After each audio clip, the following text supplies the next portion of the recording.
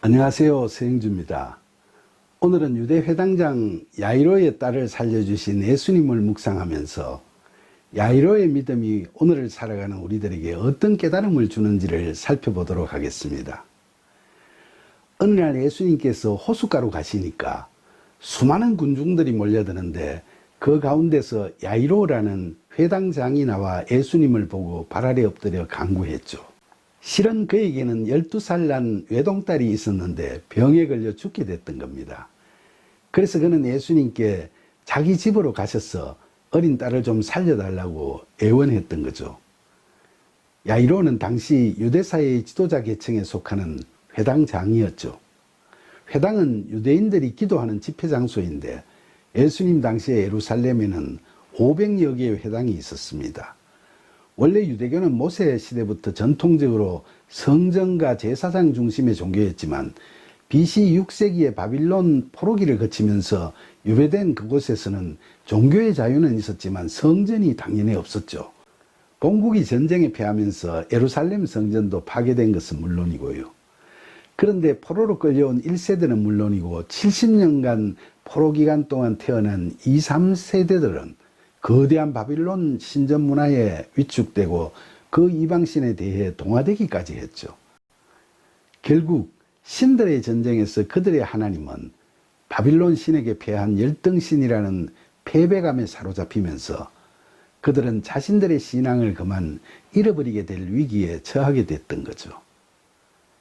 그러자 선지자들을 위시한 유대 지도자들은 자신들의 하나님의 위대하심을 천명하는 성경을 편집하고 그 성경을 통해 믿음을 더 돈독히 해나가는 성경 공부를 백성들에게 확산시켜 나가야겠다고 생각하게 됐죠.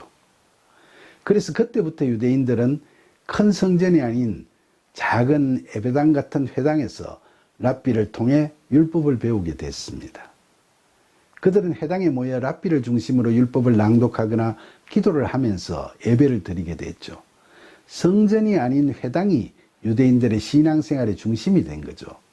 오늘 이야기의 주인공인 야이로는 바로 그런 회당의 최고 책임자인 회당장이었죠.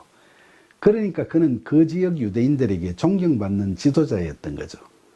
그런 그가 당시 대부분의 유대 지도자들이 이단자요 하나님을 모독하는 범죄자로 인식하고 있던 예수님을 찾아와서 백주 대낮에 군중들이 다 보는 가운데서 그 발 아래 엎드려 간구하는 모습은 너무나 충격적인 장면이었을 겁니다.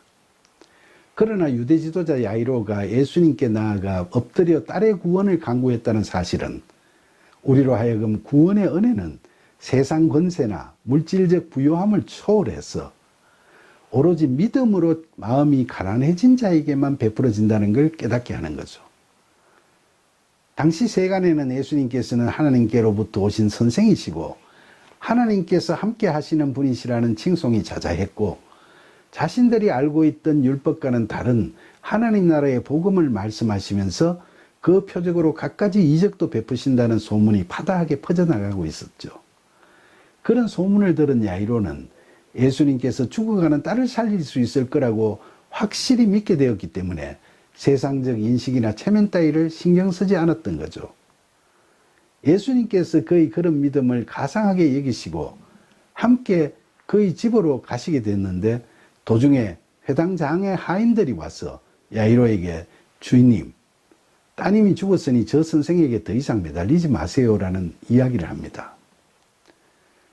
그 말을 들은 야이로는 당황하고 허탈해지면서 마음이 크게 흔들렸죠.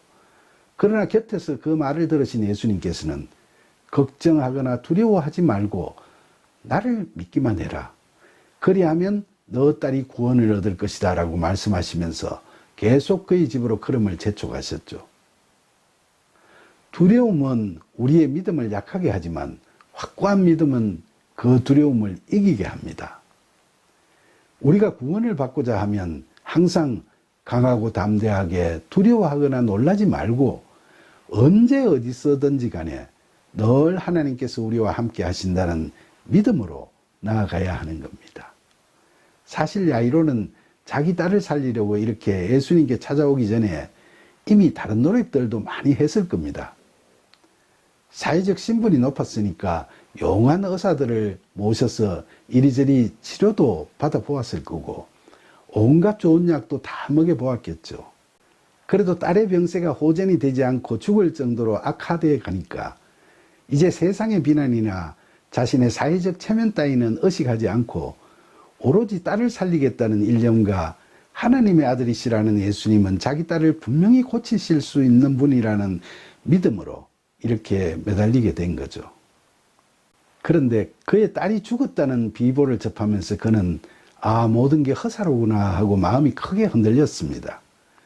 이때 예수님께서 흔들리지 말고 두려워하지도 말고 믿기만 하라고 그의 마음을 붙잡으셨던 거죠. 그리고는 그의 집으로 가신 예수님께서는 통곡하고 있던 사람들을 모두 물리치시고 제자 베드로와 야고보와 요한 그리고 야이로 부부만을 데리고 안방으로 들어가셨죠. 이처럼 예수님께서 그의 딸을 살리실 때 다른 사람들을 들어오지 못하게 안방 문을 닫으셨다는 사실은 또 다른 의미를 내포하고 있습니다. 예수님께서는 어떨 때는 대중 앞에서 또 어떨 때는 지금처럼 믿는 자들만 함께하는 자리에서 이적을 행하셨죠. 오병이어의 기적이나 병을 고치시는 이적을 대중 앞에서 행하실 때에는 복음의 진리를 편만하게 전파하시기 위해서 구원의 예표가 되는 그런 갖가지 이적을 많은 사람들 앞에서 베푸셨던 거고, 이번처럼 이적을 베푸실 때 제자들이나 믿는 자들과만 함께 하실 때는 그들에게 믿음으로 구원받는다는 진리를 확실히 믿도록 함과 동시에 믿지 않는 자들이 놀라운 이적을 보고 예수님을 우상화하거나 또는 반대로 오히려 적대시하는 우를 범하지 않도록 미리 그렇게 하셨던 거죠. 방 안으로 들어가신 예수님께서는 그의 딸의 손을 잡으시고 달리다굼이라고 외치시자 그 애가 살아나서 일어나 걷게 됐습니다. 여기서 달리다굼은 아람어로 소녀야 일어나라 라는 뜻입니다. 당시 유대 사회에서는 바빌론 유배 시대를 거치면서 포로로 끌려간 유대 상류층의 언어인 아람어가 일반의 언어였던 히브리어와 대체되어 통용어로 널리 쓰이고 있었죠.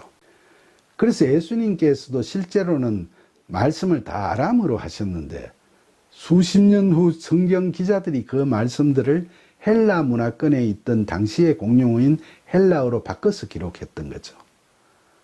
그런데 성경에 보면 예수님께서 말씀하시는 아람어가 그대로 기록되어 있는 경우도 있습니다. 주여 오시옵소서라는 뜻의 마라나타나, 십자가에서 예수님께서 나의 하나님 나를 버리시나이까 라고 외치신 엘리 엘리 라마 사박다니라는 말씀이라든지, 예수님께서 하나님을 아빠 아버지라고 부르는데 그 아빠라는 말이 다 아람어죠.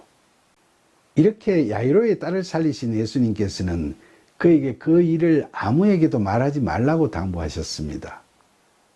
이렇게 하신 건 야이로가 딸의 병 나은 일을 자랑하다 보면 자기 믿음을 내세우게 되거나 자기 의의를 가시하게 되는 걸 우선 경계하셨던 거죠. 그리고 이런 이적은 복음에서 이야기하는 구원의 예표로서 베풀어지는 것인데도 이걸 본 사람들은 단순히 예수님을 치유의 능력을 갖고 계신 분으로 우상 삼아 매달리게 될 거니까 그 점도 미리 경계하신 겁니다. 사랑하는 여러분, 지금까지 이야기를 쭉 살펴보았습니다만 야이로와 같은 절실한 믿음은 오늘 사는 우리 그리스도인들에게도 반드시 필요한 믿음이라고 하겠습니다. 하지만 오늘날 현대인들 중에서 많은 이들은 자신의 마음속에 잠재되어 있는 초월적이고 궁극적인 관심에 꽉 잡혀있는 신앙적 이성, 즉 신앙심을 발동하여 믿음으로 하나님을 경험하지 못하고 과학적 합리성을 기초로 하는 일반적 이성에 의지해서 성경을 해석하고 기독교를 재단하는 우를 범하고 있습니다. 특히 과학적인 세상 지식을 많이 갖춘 사람들일수록 그렇게 되는 경우가 많죠. 그런데 이런 사람들은 대부분 하나님의 능력을 절대적으로 믿지 못하고 하나님의 은혜를 말로만 이야기할 뿐, 무슨 일이 일어나든지 인간의 힘으로 다 해결할 수 있다고 인간의 가능성에 대해서 크게 신뢰하죠. 그래서 무슨 일이든지 자기 힘으로 어떻게 해보려고 겁없이 달려들기도 하고 또 이리저리 발버둥 치기도 하지만 그 과정에서 어쩌다가 예상치 못했던 크게 낭패가 될 일을 만나게 되면서 일은 바라는 대로 해결되지 못하고 몸과 마음이 지쳐 낙심하게 되어버리죠. 누구나 그렇듯이 살다 보면 우리 앞에 펼쳐지는 하루하루는 그저 순탄하고 잔잔한 강 같은 나날만 있는 것은 결코 아닙니다. 때로는 몰아치는 큰 풍파로 힘들고 견디기 어려운 나날들도 있고 위태로운 백척간두에 홀로 서서 두려움에 떨며 보내는 나날들도 있죠.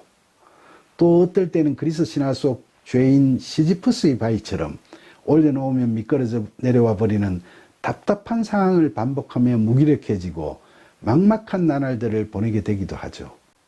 사랑하는 여러분, 여러분은 살아가면서 얼마나 자주 이런 상황들을 경험하고 있습니까? 혹여 이런 상황에 처하게 되면 여러분들은 어떻게 그 어려움을 타개해 나가려고 하십니까? 자신의 힘만으로는 도저히 해결할 수 없는 이런 삶의 난제 앞에서 여러분은 우리를 불쌍히 보고 계시는 예수님께 오늘의 주인공인 야이로의 믿음과 같은 믿음을 내보이신 적이 있습니까? 우리가 삶의 여정 곳곳에서 겪게 되는 험난하고 위태로운 문제들을 해결하기 위해서 회당장 야이로가 보여준 것처럼 사회적 신분이나 처지에 구애받지 않고 세상적 지식에도 사로잡히지 않을 뿐 아니라 또 세속적인 체면에도 연연하지 않고 진정으로 예수님의 이끄심과 도우심을 받아야 하겠다는 참된 소망과 믿음으로 예수님만을 바라보며 절실하게 간구한다면 우리 앞에 어떤 고난과 시련이 닥치더라도 우리는 그런 극심한 어려움 속에서도 우리를 지키시고 살리시는 주님의 은혜를 반드시 경험하게 될 것입니다. 이처럼 살아가면서 우리들에게 어떤 풍파가 닥치더라도 흔들리지 않는 믿음으로 간절한 기도를 통해 늘 주님을 찾고 주님의 은혜로우신 도우심 속에서 남모를 기쁨을 누릴 수 있는 저와 여러분이 되기를 축원하면서 오늘도 영적으로 중병에 시달리는 우리를 찾아오셔서 말끔히 치유해 주시는 예수님의 이름으로 기도드립니다. 아멘.